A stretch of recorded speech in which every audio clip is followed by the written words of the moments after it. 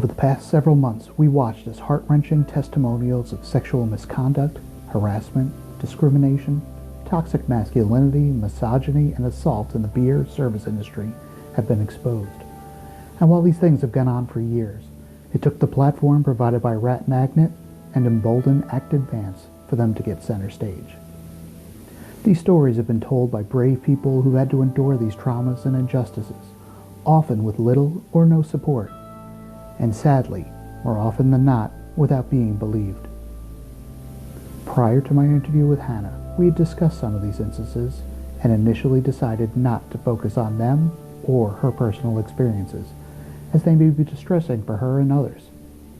But we both knew that this is an extremely important subject and quickly decided that it needed to be addressed.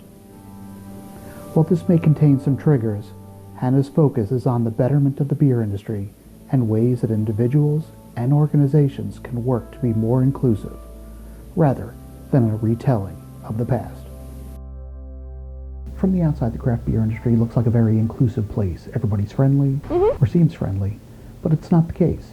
It's an industry dominated by guys who more or less look like me. Right. Flannel-wearing white guys that need a shave. Right. That's not to say there haven't been strong women and people of different colors, ethnicities, sexual orientations, or identities in the industry. I mean, the first brewer I knew by name was Garrett Oliver. But bottom line, lack of diversity is a problem. For a long fucking time, it's been mostly white men, and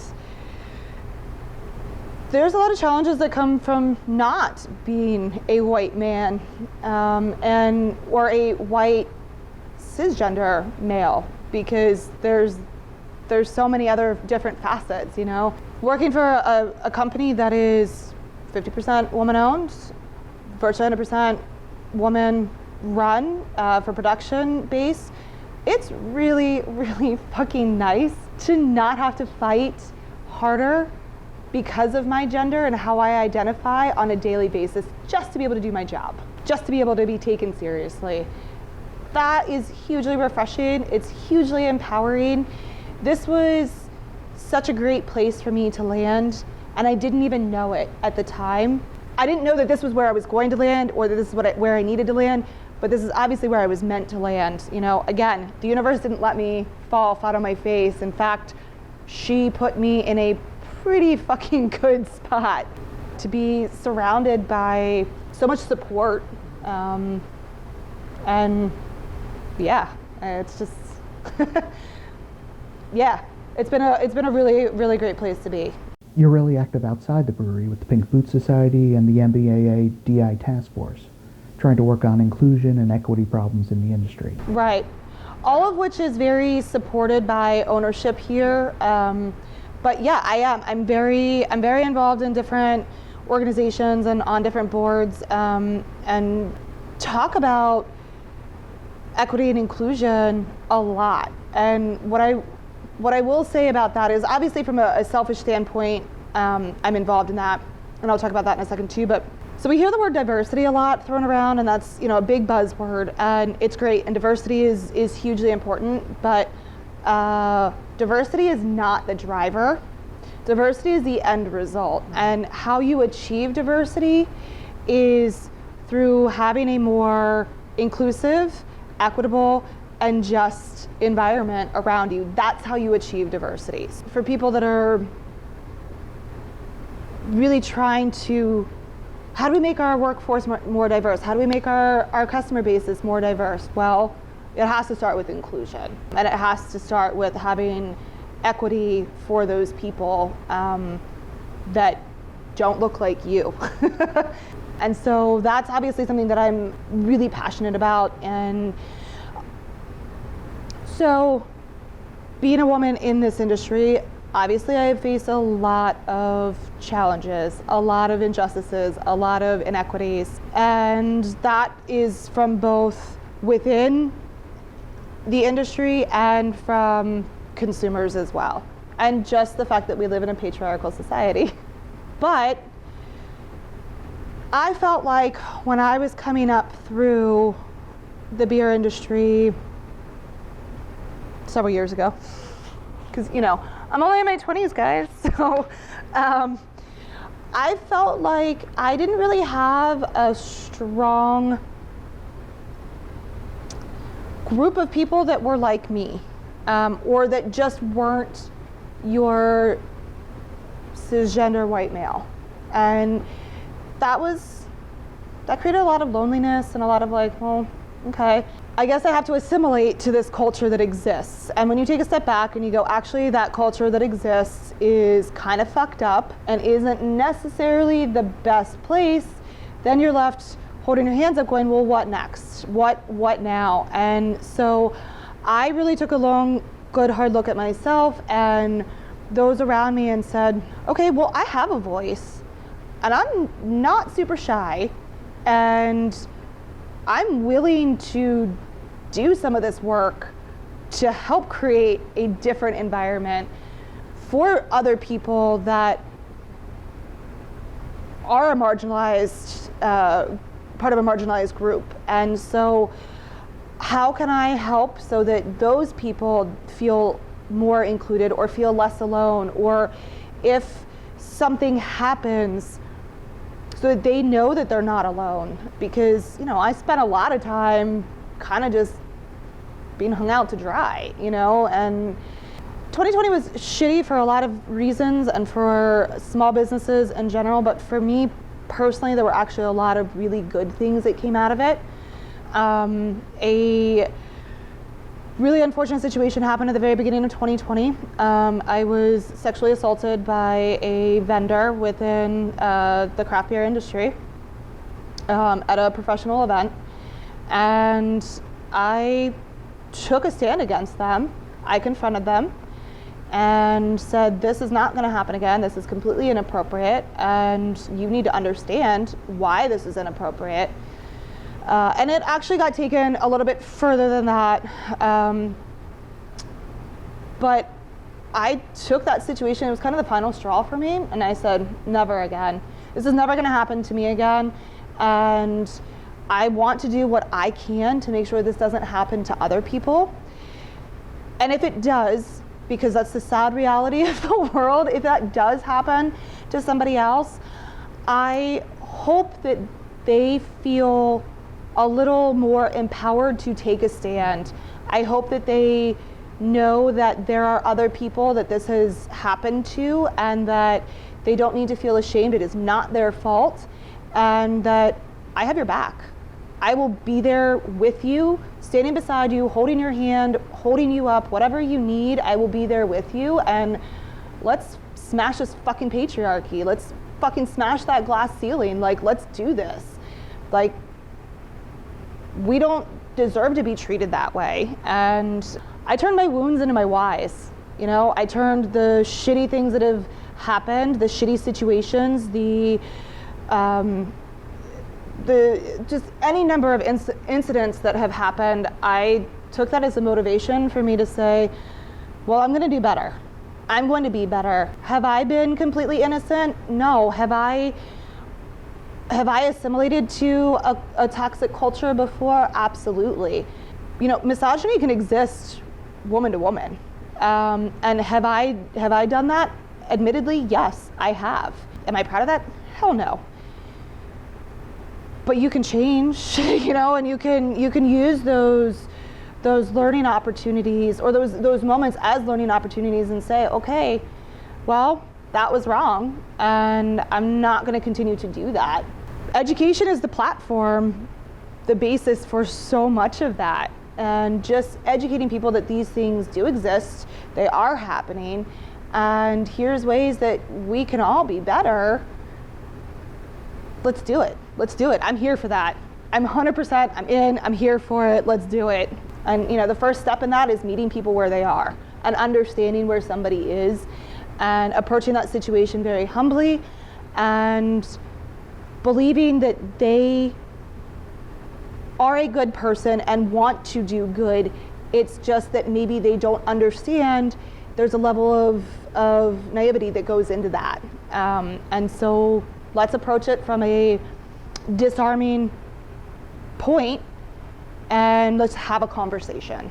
Let's spark that conversation. Let's get rolling. And you know, at the end of the day, best case scenario is I've changed your mind. Worst case scenario is I just wasted a lot of words, but at least I know I've tried. Yeah, and I'm sorry, I had no idea that it happened to you.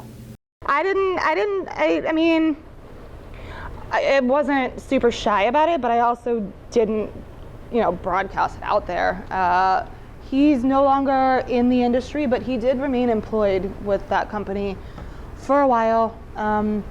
They were aware, and I didn't demand his head on a stake, I wasn't.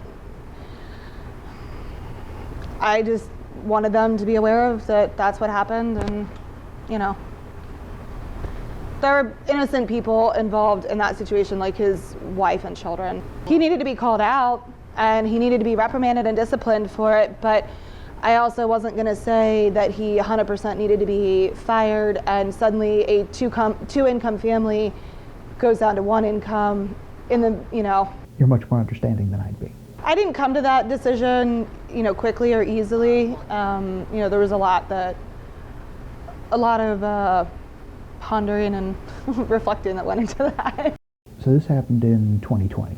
Let's flash forward a year to the spring of 2021, and we've been shown just how rampant this problem is when Breanne Armstrong's post about sexism went viral and hundreds of stories came out. Right. So where does the beer industry and the folks in the beer industry go from here?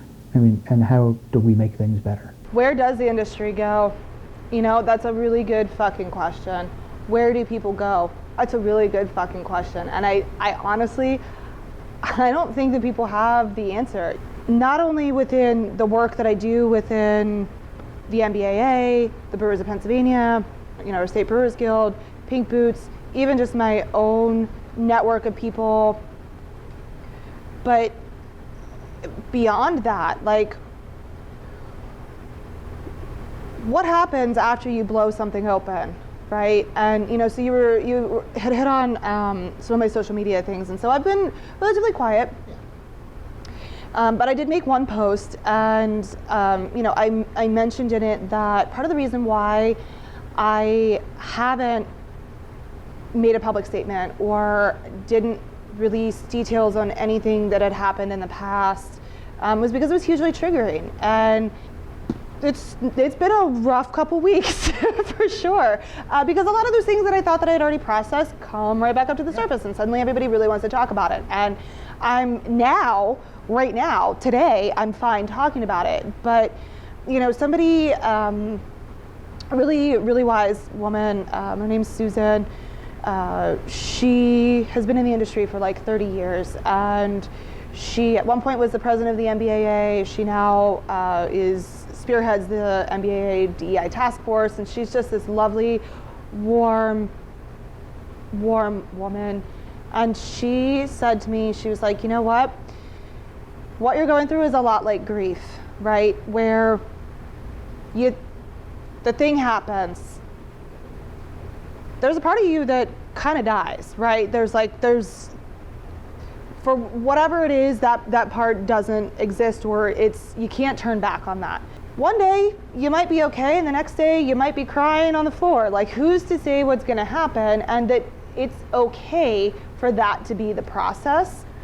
But I think a large part of it for me is, well, what happens next, right? I mean, I've already dealt with and processed a lot of things throughout my life. I mean, from years ago. But if I talk about them again, or if I bring them up, then what? Then what happens? Am I going to feel better? I don't know. Is it going to help somebody else? Maybe. Is it going to be triggering for somebody else, just as all of this has been triggering for me? Maybe. And then even beyond that is, where is the support? Once you blow something open, right? And you suddenly, so I'm a very visual person, so I sort of envision it as you just get this massive slice down your chest, and all of a sudden, your ribs, your heart, your lungs, all of it is just exposed. But what happens? How do you put that shit back together? How do you put that back in there? I don't know, but that wound is going to be there, and it's now suddenly visible for everybody to see. And then what? And I'm not afraid of being vulnerable. I'm not afraid of sharing things that have happened. It's just on what level, on what scale. And I think part of it is, first of all, believe people when they tell you something has happened. Second of all, don't make it about yourself. I understand that a lot of times in conversations, bringing up something that's happened to you that you have witnessed or that somebody that you know has gone through is your way of trying to connect and relate in that moment. But in a lot of situations, it's actually not really helpful. Your heart might be in the right place, but shush, listen, and believe. And then from there, figure out how to best support that person and help them pick up the pieces. But when you blow something open like that, you can't ever put it back in. It's just, you can't put it back. So how do you support somebody and how do you move forward from that? And again, I go back to this, I turn my wounds into my whys, and I've taken that stance for the last year and a half, and as things are coming back up and for me coming back up, and as things are coming to light throughout the industry and throughout the world, because this is not just isolated to the beer industry, but as they're coming to light, it's okay, they happened, and for some people there is a grieving process. There is still a lot for them to work through and to process. But if you are on the other side of that, let's start coming up with ways to make it better, and stand up for those that are too afraid to speak. Stand up and speak up when you see something happening or when you catch wind of something happening. And I'm just going to keep saying it, believe the people that are telling you these things because they're real. Victim blaming and shaming is the reason why people stay quiet and the reason why these behaviors are allowed to perpetuate, because you victim blame, and it's not your fault. It's not my fault. It's the aggressor's fault. It's not.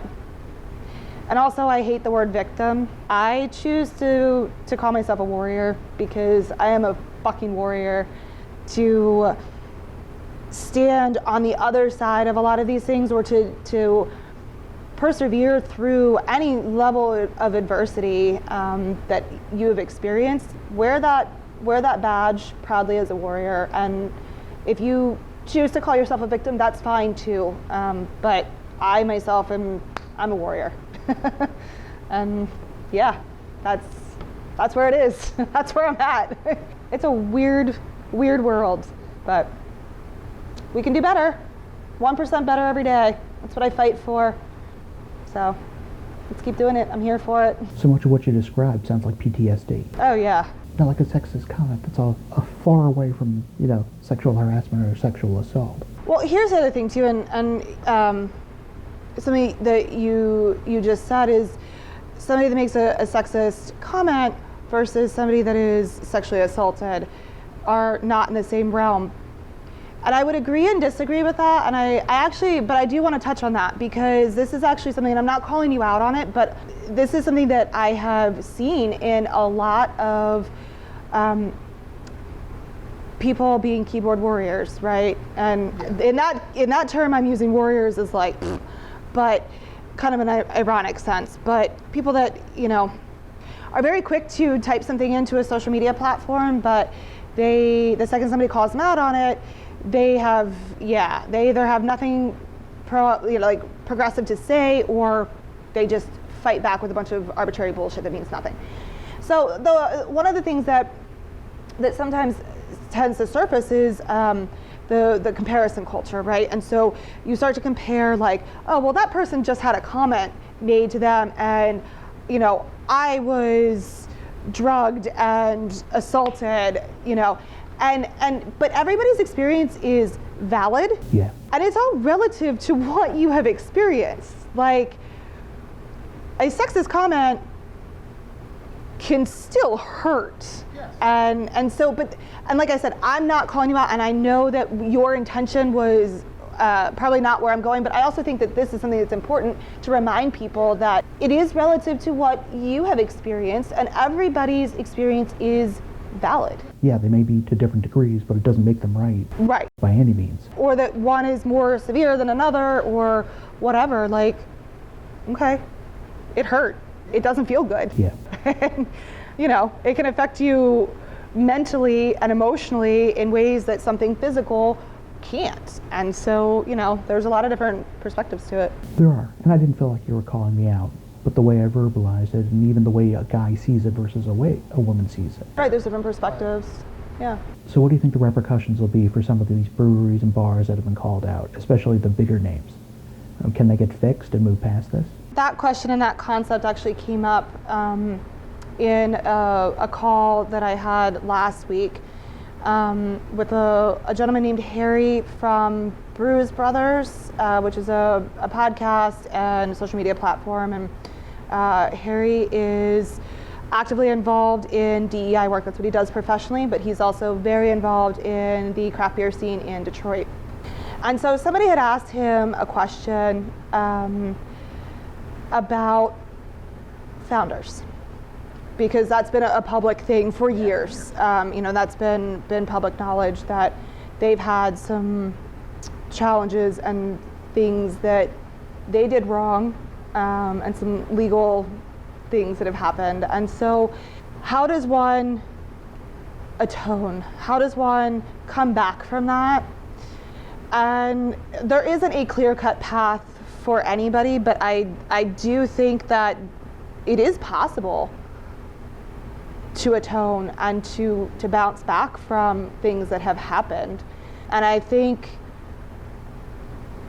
right off the bat is accepting and acknowledging that you, us, we, collectively as a society, but corporation that did something wrong is not perfect. Okay, acknowledging the fact that there are people that were hurt by actions that you either did personally or you condoned or allowed to happen. So that's number one, is taking accountability for it. There's the flip side to that where it's like, well, then that's an admittance of guilt. Okay. But if we're gonna stand up and start believing warriors, then yes, that's what, we're already past that then, right? The path to atonement isn't gonna be the same for everybody, but number one is just acknowledging the fact that it fucking happened and not issuing some stupid dog and pony show apology that is just empty, void of any and all sincerity, and void of any accountability. But I do think that it is possible for breweries to come out okay on the other side. It's going to be an uphill battle and it's going to take work. And there are some breweries that I probably will never frequent again, and then there's other breweries that have taken a stand, and I look at it and I go, okay, this wasn't just for optics. They are actually putting in the work. They have hired a professional team, outside of even an HR team, but they've hired professional DEI consultants. They are engaging with the employees, and as Dr. J will say, that you should be doing a climate audit of your employees, right? And asking their level of engagement within the company. And that honestly should be done anyway. And I think that is a huge set of data that you have to be able to look at how the areas that you are lacking in as a company and the areas that stand for improvement. And so you start really being dedicated to this. Also, have a set list of things that are not accepted, not tolerated within your brewery, and have it publicly posted. Have your essentially a code of conduct, yeah, but also your company values. And if you're in the top part of your company values isn't the safety of your employees and the safety of your consumers, well, then maybe you should take a hard look at what you're actually doing, because safety isn't just about physical tripping hazards or, you know, a tank falling on you. It's feeling safe where you're at. Exactly. And I think that companies that are really willing to do the work can come out okay on the other side of this. And as far as what happens in companies where that top level is stepping down, but maybe they're still financially reaping the benefits, that's a tough one, because we are seeing that happen throughout the industry right now. And I don't know that I don't think that I have a good answer for myself on how I feel about that, because I want to support the employees that are there, that are doing good, that are maybe have been the ones that have received some of this mistreatment and these inequities. And so by saying I don't support that company, am I then saying I don't support those people? And some of those people, not only are they my peers, but some of them are my genuine friends, you know? So I don't know, it's tough, and I think we're all learning, at least I hope we're all learning and listening and eating a big slice of humble pie in this, and realizing that we are not perfect, and we've got some work to do. And that's not just in the quality of women in this industry. I mean, everything that I'm saying is for every level of injustice and inequity that has happened and continues to happen, whether it's you know, because of how you identify, or who you choose to love, or what color your skin is, or what religion you choose to follow. You know, there's so many different things. You could also just work in a toxic place, and it has nothing to do with who you are. Right. They're just assholes who treat people poorly. Yeah. Again, a lot of that goes back to the humility, though, right? If somebody can just go, wow, I'm not super proud of what I did today. Okay, not super proud of how I acted. You know, yeah. I don't know what the answers are, but I think it's just the willingness to have the conversations, engage in the conversations, listen, and participate, and go into a conversation with the idea that you're going to learn. And maybe you'll also do some teaching and some enlightening, and shed some light and give a different perspective on something. And maybe you'll be schooled. Who's to say? But if you go into it with no expectations and, you know, just a genuine sense of, I want to be better and I want to make this industry better, then I think that's a really good place to start.